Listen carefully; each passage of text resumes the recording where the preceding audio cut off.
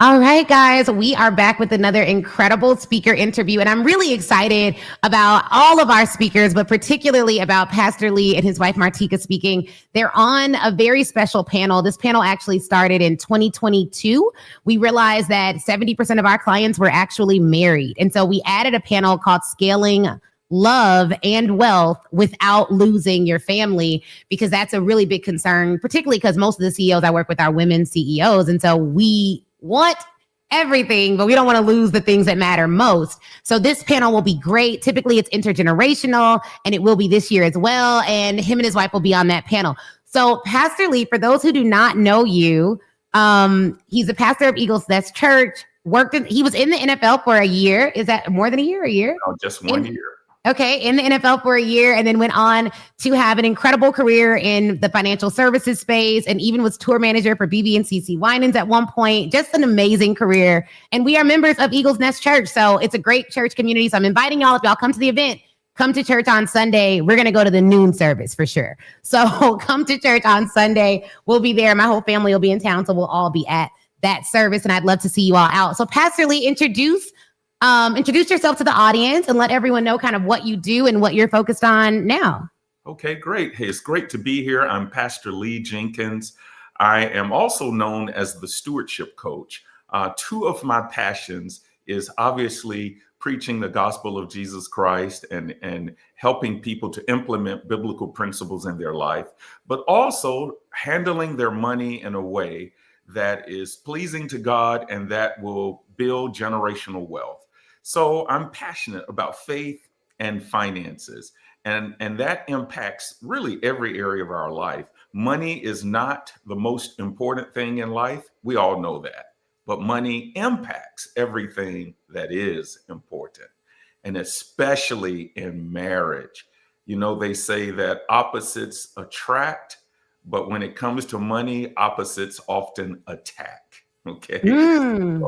So we have a lot of work to do. My background is 25 years in the financial services industry. I worked with Morgan Stanley. I worked with Raymond James. Prior to that, I spent 1 year in the National Football League. NFL for me stood for not for long because it didn't last long. But it was a great experience. I reached my childhood dream. And then I was in the music business for about a year. I managed the Winans family, BB and CC, and the four brothers. So I've done a lot, jack of all trades, master of none, I guess. But I do love this area of finances. Yes, and you have a course coming out that'll be really helpful. So I'm excited. I know that'll be dropped by the time the event happens. What would you say? You said something earlier that I wanted to go back to. You said that in money, typically opposites attack. What does that mean? Well, obviously, when it comes to love, opposites typically attract. I mean, you know, most of the time, if you look at most couples, 80% of them, they obviously have some compatibilities. I mean, or you wouldn't be attracted to that person. But outside of the core values, most couples are different. In a lot of areas, and they complement each other. That's a good thing, okay? But when it comes to money, these differences can cause a war, okay? Because money strikes a nerve like nothing else can. And then you're dealing with two financial histories, two different philosophies. Then you're dealing with this issue of the two becoming one, which is what marriage is all about, becoming one spiritually, physically, and economically. And very tough economically. So what we try to do is help couples walk through these landmines, how to become one financially, how to learn how to talk about money, set goals, build wealth together without losing their marriage. Because money is one of the number one sources of divorce. I could see that. I could definitely see that. Yeah. How have you walked through so many different seasons of marriage, and Chris and I got married at 22 and 23. So when we got married, I was like a broke college kid. Like we got married. We like ditched class one night and went and got married. We were still in college. So we didn't really have anything. I always told him I was going to have all these things, but he was just like, sure, whatever, you know. But who I was when we got married was just totally focused on him. I would like ditch work and go spend time with him. It was just like, I was just starstruck. And then I become like the CEO, and all of a sudden I'm like, I gotta go work. And so it's almost like two different people. And I think one of the challenges of growing a business is that you aren't the same person in the relationship as you grow your business, because your priorities kind of shift and you just have so much different things going on. Plus, we got married when we were in our 20s. So what would you say to the person who's like, I have a lot of women who are like, I would love to grow this business, but I'm afraid of who it'll make me in the process. So they self-sabotage on the business side because they're preemptively afraid of it ruining their relationship. And since you've been through so many iterations of careers in different highs and I'm sure lows as well, how have you navigated that? Well, that's a great question. And it's such an important issue. By the way, Martika and I, my incredible, beautiful, lovely wife, we have been married for 37 and a half years. Wow. And I can't even believe it. Now, let me say something about the longevity of marriages before I answer your question. Yes. Some people have been married 37 and a half years like us. And it has been 37 and a half years of growth. Okay, of deeper intimacy, of falling in love with each other, of growing together. Now, some people have been married 37 and a half years, and it's been one bad year repeated 37 times. Okay. Oh no, we don't want that. We don't want that. So I'm just saying, just because a person has been married a long time doesn't mean that the marriage is growing. Okay. Yeah. So the key is to grow with each other, and to already assume that both parties, husband and wife, will evolve, will change. And what happens in a marital relationship when it comes to money and wealth is that sometimes one spouse outgrows the other, and it causes a major problem. And I'm going to say this, especially when the woman outgrows the man. Yes. When the woman becomes the primary breadwinner, or she's the one bringing home most of the bacon, it can make the man feel insecure, jealous, like it's not important. And it could also do some damage to the woman where she feels like she now has the power. She doesn't have to respect her husband. So I'm just saying those money dynamics magnify things. See, broke people, it's easier, believe it or not, to be broke and to struggle in a marriage. I can see that.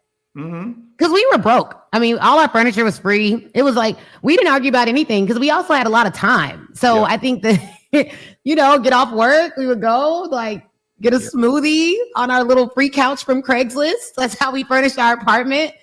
I can see that. But I also think, Pastor Lee, it's easier because I have women who are already successful and they get married and they're always like, how do you deal with this? Or how did Chris deal with dating such a successful woman? And I'm like, when we were dating, I was just a college kid. Like I wasn't, there wasn't much going on. So we really grew everything together, which I think gives us a lot of perspective and more, I think it makes it a little bit easier since it was all done in the marital union, most of my career.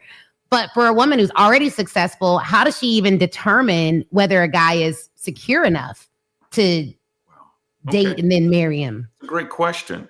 I think there are a couple of things a woman should look for. Number one, does he cheer you on? Okay. And by the way, that works both ways. The woman should cheer the man on. The man should cheer the woman on. But I hate to say this, a lot of men have more problems cheering their wife on than the wife has a problem cheering the man on.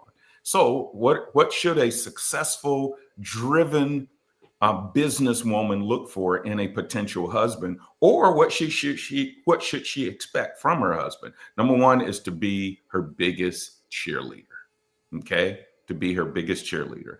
Number two is her success should become their success. Okay, and in other words, she needs to make sure in some of her language that she attributes some of the success to her husband. Okay. Yes. Like we couldn't have done this, or I couldn't have done this without the support of my husband. Thank you, for all you've done. Publicly, attributing a lot of the success to your spouse is very important. Okay. And then other than that, I would say thirdly is allowing the spouse to share in the fruits of the success. Okay. In other words, I know some women, and this doesn't happen a lot. I know some men who do this too, but I've certainly seen it happen with women. When they make a lot of money, yeah, they say, this is my money. I made this. I can buy this car. I can do whatever I want to do. That's your money. This is my money. And they don't share the fruits of their success, and it actually alienates the husband. Okay, so I have a very controversial question. I don't know if it's that controversial because we've always done this, but when I talk to other couples, they always look at us crazy. Joint accounts or separate accounts? That's a great question. Joint accounts, with the exception of strategic separate accounts. What do I mean by strategic separate accounts? Number one, the separate accounts are not hidden accounts. They're not secret accounts.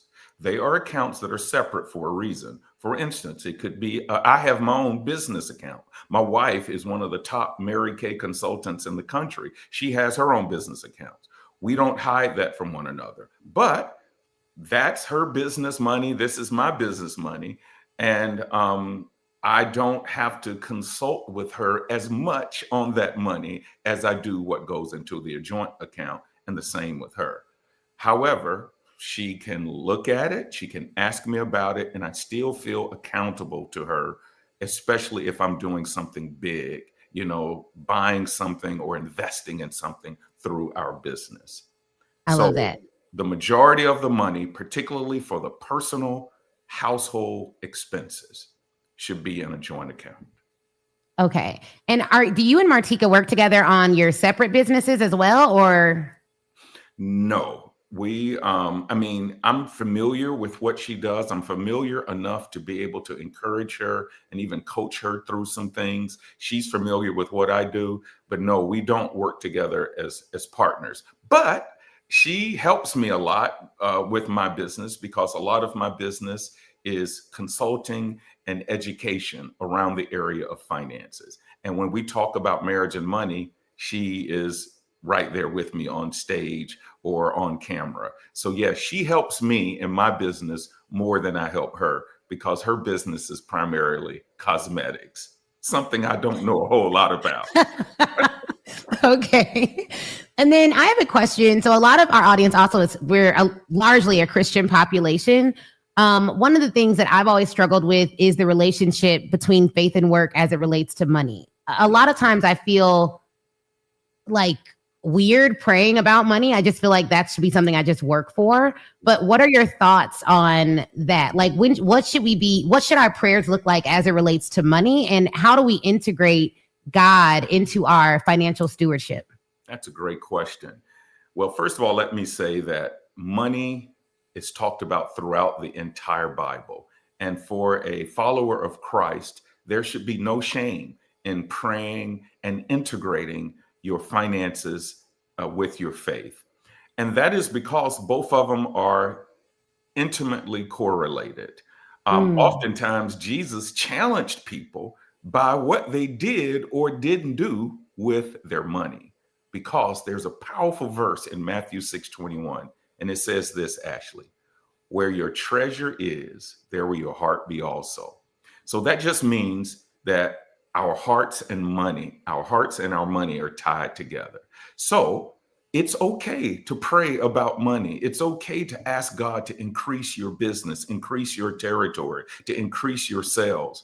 God cares just as much about our money as he does about our marriage and our children and other things like that. So yes, it is an integral part of our life, and it should be an integral part of our faith.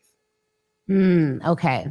And so after you pray about like, okay, Lord, please bless this business, bless this money, and you may feel like you're hearing something from God about your money or hearing from God about what to give, how do you decipher whether it's from God or not? Like, especially if a lot of our clients are growing their businesses. So now they're at the place where they can give more to church, they can give more to nonprofits and things that they care about. How do you know it's God telling you to do something with your money? Well, let me say that the opposite of God is what we call the enemy, Satan, the devil. Mm-hmm. And trust me when I say this, that the devil won't tell you to give your money away. Okay. The enemy says, keep what you have, be selfish, hold on to it. So one of the ways you can recognize the Spirit of God in your life is that your desire for generosity becomes greater. You care for people. You want to help people. By the way, one of the ways to know whether or not you have God's heart as it relates to your philosophy of wealth building is, what will you do when you become wealthy? And what will you do as you become wealthy? In other words, if the goal is more cars and bigger houses and Bentleys and all that, then I'm saying that you don't have the right perspective. But if your goal is to enjoy life, but while you're enjoying life, you bless people, you are generous, then that's the right goal. So how do you know if your giving is of God?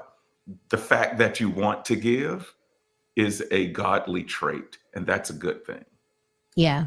Okay. I love that. That is really, really good. And so when you think about all of the different lessons that you've learned in financial stewardship, what's the first thing that you recommend everyone do to get on a good path for financial stewardship? Should they read your book? I know they should follow you at The Stewardship Coach, because I think one of your reels about how men and women respond to women growing their financial careers, I showed it to Chris and he was like, finally, a good perspective. Yeah, that's great. Wow. Well, so ask me that question one more time. My wife just texted me on my phone here, and I got just distracted just for a minute. Sorry about that. No worries. It's stewardship. What would you recommend as a good first step for someone trying to become a better financial steward? Wonderful. Great question, because there are multiple steps. All right. So the first step is for you to recognize that if you are a follower of Christ, that you are a steward and not an owner. In other words, a steward is a person who manages money for somebody else. Okay. So when you are a follower of Christ and money starts to come into your life, the first thing you have to realize is, I'm not the owner, I'm a steward. And my job is to please God with my finances. Okay. So that's number one, the ownership versus stewardship perspective. All right. Number two is you have to tell your money where to go, because if you don't, you're going to wonder where it went. And the best way to do that is you have to be on some kind of budget. Okay. Now, some people have tight budgets, some people have loose budgets, just some kind of way where you're monitoring what's coming in and what's going out. So that's the second thing. And then the third thing I would say is saving money, not spending everything you have, not being a consumer, being a producer, living below your means, resisting the temptation to keep up with everybody else. How about this? Resisting the temptation for lifestyle creep. And that means the more money you make, the more money you spend. So you just keep going up, creeping up, creeping up. And the last thing I'll say is, as a follower of Christ, there needs to become a time in your financial life where you have what the Bible calls contentment. Contentment. That means you don't mind having more, but you are happy and grateful for what you have. Okay. So people can read my books. They can follow me at The Stewardship Coach. I'm going to be launching a course in a couple of weeks called Winning the Financial Game. And it is a course to teach you how to win with money, because most people lose with money. Even people who make a lot of money sometimes, Ashley, still lose with money. Because I feel like our first million was like, I didn't see it. I mean, because, what you said is lifestyle creep, but as a business owner, I don't know if it's called expenses creep or what, but the more money I made, it feel like everyone had a good little invoice for me. Pastor Lee, I was asked for $217,000 this morning. Wow. Like, it is like unbelievable how these things happen. And I'm just like, wow. So I don't know if it's just expenses creep or what, but I could totally see that because it all gets bigger. So yeah, I believe it 100%. Yeah, it happens. It happens to everybody. It's happened to me before, especially in my 30s when I started making a lot of money. And what did I do? Start buying more stuff. And it happens to all of us, especially those of us who didn't grow up around a lot of money. Excuse me, my computer is about to die, but I just need 1 second. Oh, yeah, of course. Yeah. So you guys who are just joining us, Pastor Lee is going to be on our panel at Speak Your Way to Cash Live. It's happening on day 3. And the name of the panel is Faith, Family, and Fortune, the Blueprint for Scaling Love and Wealth. And it's going to be absolutely incredible. I'm so excited about him and his wife joining us. That is actually one of our most favored panels. We did not do it in 2023 at Speak Your Way to Cash Live. And so people have been asking for it. So we are doing it this year because we have so many folks that are married. As we come to a close, what is the number one piece of marriage advice you've ever gotten? Everything in marriage starts with communication. Okay. So communication in a marriage is like blood in our bodies. If our blood stops flowing in our bodies, okay? But sometimes there could be a blood clot, okay? And a blood clot can kill you. When communication stops flowing in marriage, the marriage begins to die.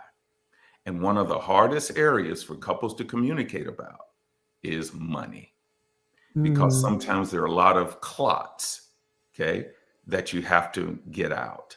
So everything starts with, I'm going to call it being naked financially. Okay. Naked financially is taking off all your hangups and your fears and just saying, hey, here's how I feel. Here's where I am. And both people being honest and talking through it and getting the help that they need. I love that. I love that. Well, you guys, please follow Pastor Lee at The Stewardship Coach. We're so excited about him and Martika joining us at Speak Your Way to Cash Live 2025 for the first time. So it'll be their first time coming to our event and kind of seeing the Speak Your Way to Cash community, which we're really excited about. And it keeps growing, you all. We're going to have over 500 experts at this event. I think our last one had like 150 or so. So this is great. We're excited about all of you all coming. And we will make sure to share all of Pastor Lee's links. And if you're curious about what Speak Your Way to Cash looks like, I'm going to show this short clip of the event. It's like a couple of minutes, and then we're going to close out. So please get your ticket at speakyourwaytocashlive.com. This was our 2023 event. To secure over. And they talk, a lot of people that talk about mindset, and they talk about it from the perspective of like, hey, think happy thoughts. No. I'm not saying think happy thoughts. I'm saying believe the right stuff. It's very different. A happy thought is, I'm happy today, it's gonna work out, it's gonna work out. A belief is, I always win. It's a statement. So I'm not telling you to think happy thoughts and like wish yourself into anything. I am saying, make sure you don't forget who you really are. Don't forget who you really are. If y'all got it, say, all right? My name is Jamila Bashir, and I am a Speak Your Way to Cash lead. You do not go as far as your dream, you go as far as your team. So a dream that is bigger than you is going to require more than you to carry it out. There was just so much value that I gained literally from day one. I traveled from Paris to actually get here. It has been the most impactful event I've ever attended. I would say thank you. From the bottom of my heart, thank you. My first 5-figure corporate contract, and I actually landed it within 30 days of joining the mastermind. I landed a $200,000 corporate consulting contract. I have also landed multiple 5-figure corporate retainer clients as a chief diversity officer and senior leader. The goal is not to do business with everyone who needs what you have. The goal is to do business with people who you believe. Be grateful for the trials. If you have one and you go through it and don't sit in it and give up, it is only because you are called to work with people who need to learn to push. I I was able to secure over $150,000 in contracts. I've been speaking for a long time, but this is the first year where I actually commanded and won contracts that were over 5 figures. Ashley and Chris, you will never know the deep impact that you have made in my life, my husband's life, and therefore my life of my child. Success is the easiest way to get your people on board with you. You've been given the blueprint for success this weekend. The only question is, will you take it? Be clear about who you are. I am a Speak Your Way to Cash lead. I am a Speak Your Way to Cash lead. I am a Speak Your Way to cash lead. I am a Speak Your Way to cash lead. I am a Speak Your Way to cash lead. You're serious about growing your business. You want to turn into a prodigy. You want to actually change your life. You're going to have to do different actions. The connections that you make in the room with the fabulous individuals that are doing it and doing it well, and the expertise that's in the room, you can't miss out on that.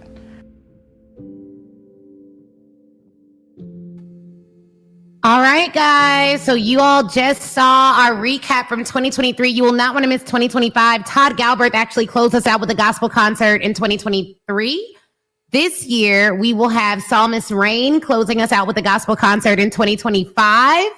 And I'm not going to announce our 2026 yet, but it's going to be incredible. So thank you guys so much for showing up. We're going to have an amazing time, and I'll see all of you all there at the Expert Olympics. Thanks again.